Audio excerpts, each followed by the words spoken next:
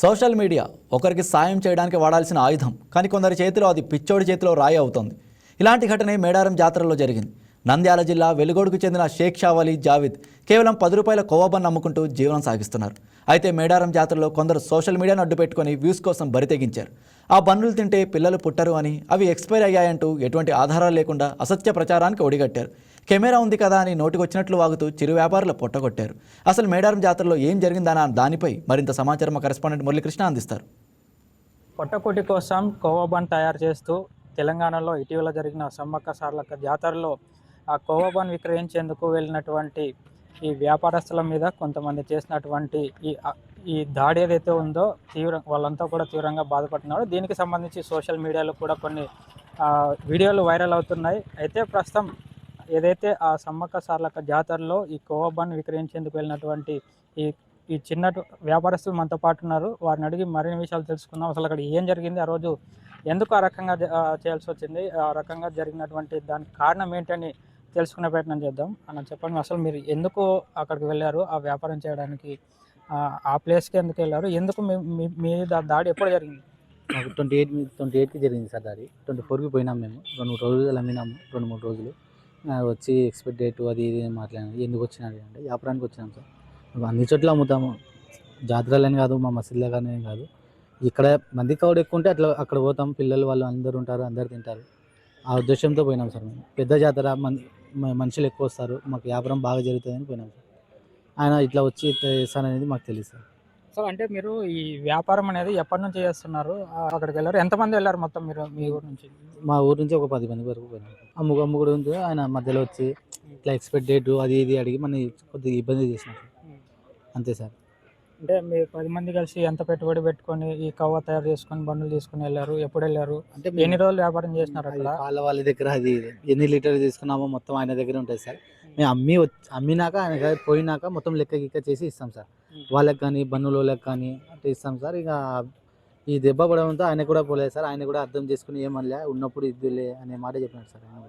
అట్లా అంటే ఈ సంఘటన జరిగింది కదా, ఫస్ట్ ఎప్పుడు జరిగింది, ఎవరి మీద జరిగింది, మీరు ఎంతమంది వెళ్ళినారు కదా, అంతమందిలో ఎవరి దగ్గర ఫస్ట్ వచ్చి వాళ్ళు ఈ రకంగా చేశారు, చేసిన తర్వాత మీరు ఏం చేశారు? అది నా దగ్గర వచ్చినారు సార్. ఇప్పుడు మాట్లాడి అది ఇది చేసినాక అది పక్కన ఉన్న వాళ్ళు కొంచెం సరుకు పారేసినారు సార్. ఇంకా ఆ భయంతో మేము వచ్చేసినాం సార్. కొద్దిగా సరుకు ఉండే, మళ్ళీ దారి ఖర్చులకు రావాలని ఆ సరుకు అమ్ముకొని ఊరికి వచ్చేసినాం. మీరు చెప్పండి, ప్రధానంగా మీ వీడియోనే సోషల్ మీడియాలో వైరల్ అవుతూ ఉంది సార్. మీకు సంబంధించినటువంటి ఆ వీడియో కింద ఉన్నటువంటి కామెంట్లలో చాలామంది మీకు సపోర్ట్ చేస్తున్నారు. బహుశా కొంతమంది మీ నెంబర్ పెట్టి మీకు ఫోన్లు కూడా చేస్తూ ఉండవచ్చు. ఎట్లా మీకు అసలు ఆ రోజు ఏం జరిగింది క్లుప్తంగా చెప్పండి ఒకసారి. సార్ నేను చెప్పినా సార్ వానికి, అని ఏమంటారు ఎక్స్పెక్ట్ డేట్ ఉంది సార్ మనకి. నేను మనకి డేట్ ఏముండదు సార్. అది మేము 4 రోజులే సార్ మాది వ్యాపారం అని చెప్పినా సార్. మేము ఆధార్ కార్డు అడుగుతాం సార్. ఆధార్ కార్డు మేము తెచ్చుకోవాలి సార్, ఆధార్ కార్డు మేము అని చెప్పినా సార్ మేము. అంటే మీరు ఏం చదువుకున్నారు, ఎప్పటి నుంచి వ్యాపారం చేస్తున్నారు? నేను ఏం చదవాలి సార్. నేను చిన్నప్పుడు ఇది వ్యాపారం సార్ అది. అంటే ప్రధానంగా మీరు అమ్ముతున్నటువంటి కవ్వబన్ను కేవలం 10 రూపాయలు ఉంది కాబట్టి ఆ నాణ్యత తక్కువ ఉంటుంది, దాంట్లో ఏదైనా మిక్స్ చేసి ఉంటారు అనేది ఆరోపణలు చేస్తా ఆ రకంగా ప్రవర్తించారు. నిజంగా అసలు అంత తక్కువ ధరకి అమ్మడానికి కారణం ఏంటి? ఆ 10 రూపాయలు అమ్మితే మీకు ఎంత లాభం వస్తుంది? మాకు దీనిలో 3 రూపాయలు సార్ వచ్చేది. మాకు బండి మీద 3 రూపాయలు సార్ వచ్చేది. మేము ఆ 3 రూపాయల్లో మాకు కొంచెం కూలి పడుతుంది సార్ మాకు. అంటే రోజుకి ఎంత మేర అమ్ముతారండి? 2000, 3000 అట్లా అమ్ముతాం సార్ మేము. ఆ 2000, 3000 అమ్మితే మీకు సరుకులకి ఎంత పోతుంది, ఎంత మిగులుతుంది? అది నాకు తెలుసు సార్. అది మా ఓనర్ తెలుసు సార్. అది అంటే కేవలం మీరు అమ్ముతారు అంతే? నేను అమ్ముతా సార్ ఊరికే. ఆ రోజు నిజంగా మీరు ఎంతమంది చుట్టుముట్టారు మిమ్మల్ని? అంటే ఆ రకంగా మీరు భయపడుతూ బన్ను తింటున్న విధానం ఏదైతే ఉందో చూసిన ప్రతి ఒక్కరు కూడా చలించిపోతూ ఉన్నారు. అసలు మీరు ఎందుకు ఆ రకంగా భయపడ్డారు? వాళ్ళు ఏమైనా విషయం వేసి పెట్టారని వాళ్ళు అనుకుంటున్నారు సార్. విషయం ఏం లేదు సార్. ఓన్లీ పాలు చక్కెర రవ్వనే సార్. మీరు చెప్పినారా ఆ విషయం? మేము కేవలం పాలు చక్కెర ఇది చెప్పినా సార్. మేము పాలు చక్కెర రవ్వ అని చెప్పినా సార్ మేము. అంతే సార్. అంటే ఏమన్నారు వాళ్ళు? ఏమలేదు సార్. ఇంకా మేము వచ్చేసినాం, అడిగి వచ్చేసాం సార్. ఇంకా అంటే మీరు భయపడుతున్నారు కదా, ఖచ్చితంగా ఏదో కలిపింటారని చెప్పేసి వాళ్ళు ఆరోపిస్తున్నారు. దీనికి మీరు ఏమంటారు? దాంట్లో ఏం కలిపిలా సార్ మేము. చెస్ట్ వస్తుంది, మీరు ఏం కలిపా సార్? మేము పాలు చక్కెర రవ్వనే సార్ కలిపేది మేము.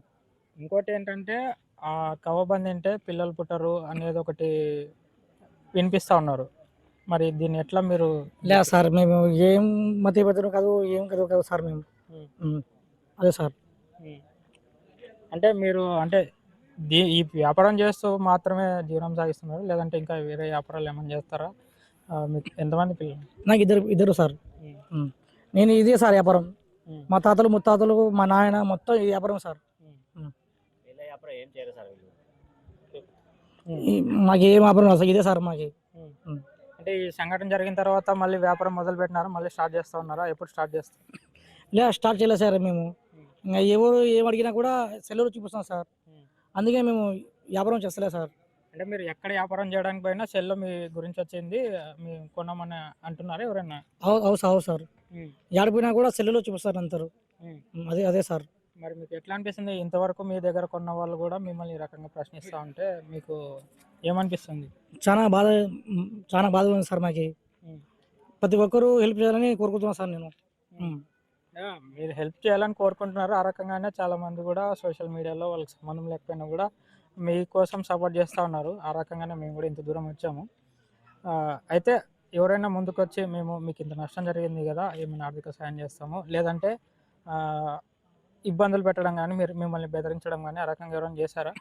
ఇలా ఎవరు చేస్తారా సార్? ఫోన్లో చేస్తారే కానీ మాకు మీరు ధైర్యంగా ఉండండి, మేము ఉన్నాం మీ ఎండ అని చెప్తున్నాం సార్.